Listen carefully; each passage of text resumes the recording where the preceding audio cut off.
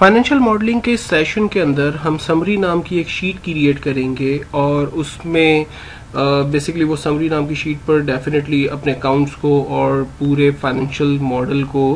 एक ही पेज पर अगर रिव्यू करना चाहें तो सारी फील्ड्स को हम वहां पर बेसिकली ईयर वाइज लेकर आएंगे। तो स्टार्ट करते हैं। सबसे पहले न्यू शीट क्रिएट करते हैं और इस शीट का नाम मैं चेंज करके समरी रख देता हूं और मैं जूम थोड़ा सा लार्ज कर देता हूं ताकि ये इजीली विजिबल हो जाए। और सबसे पहले हम हेडिंग दे देते हैं समरी की और उसके बाद हम डिफरेंट ईयर टाइप करते हैं। लेट्स सपोज ये ईयर 2015 से स्टार्ट हो रहा था प्रोजेक्ट और देन हम कंट्रोल प्रेस करते हुए ईयर 2019 तक इसे ड्रैग कर लेते हैं और फिर उसके बाद हम डिफरेंट शीट से बेसिकली डाटा को यहाँ पर ईयर वाइज लेकर आएंगे। तो जो सबसे पहली हेडिंग मैं यहाँ पर यूज कर रहा हूँ वो है रेवेन्यू की, देन उसके बाद cost of goods sold, gross profit,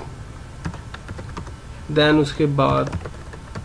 operating expenses,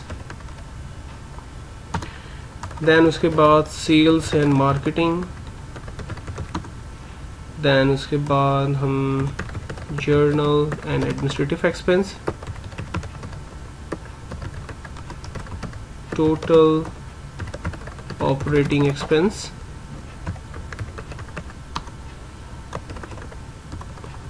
operating income, other income slash expenses,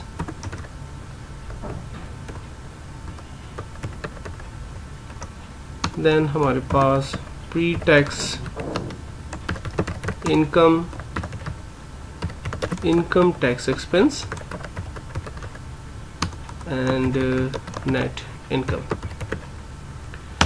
okay, तमाम बेसिक्स हेडिंग टाइप करने के बाद अब हम थोड़ा सा कॉलम ए की साइज को बड़ा कर देते हैं और ईयर को मैं अंडरलाइन करता हूं और फर्स्ट में रेवेन्यू को लेकर आता हूं। तो रेवेन्यू आपको पता है कि हम ऑलरेडी इनकम की शीट पर ईयर वाइज हासिल कर चुके हैं। तो मैं रेफरेंस क्रिएट कर रहा हूं यहाँ से इनकम के लिए ईयर 2015 पे चला जाता हूं और देन इसे मैं सिंपली ड्रैग कर लेता हूं तो मेरे पास ईयर वाइज रेवेन्यू अवेलेबल हो गया। एंड देन उसके बाद हम कॉलम की साइज को ऑटो फिट कर देते हैं। कॉस्ट ऑफ गुड्स सोल्ड के लिए इनकम की शीट पे चले जाते हैं, रेफरेंस क्रिएट करते हैं इक्वल्स टू इनकम की शीट पे जा रहे हैं और cost of goods sold year 2015 से वैल्यू को कॉल कर रहे हैं और इसे भी हम ड्रैग कर रहे हैं। देन उसके बाद ग्रॉस प्रॉफिट है तो डेफिनेटली रेवेन्यू में से हम कॉस्ट ऑफ गुड्स सोल्ड को माइनस करेंगे equals to total revenue minus cost of goods sold and then enter. तो हमारे पास प्रॉफिट, ग्रॉस प्रॉफिट हमारे पास आ गया। देन उसके बाद ऑपरेटिंग एक्सपेंसेस हमारे पास इक्वल्स टू और ऑपरेटिंग एक्सपेंसेस के लिए हम इनकम की शीट पे चले जाते हैं। सॉरी, हम ऑपरेटिंग एक्सपेंस हमारी मेन हेडिंग है, उसमें से सेल्स एंड मार्केटिंग एक्चुअली हमारी साइट हेडिंग है तो हम उसे बेसिकली रेफरेंस के तौर पर लाएंगे और इसके लिए हम जा रहे हैं इक्वल्स टू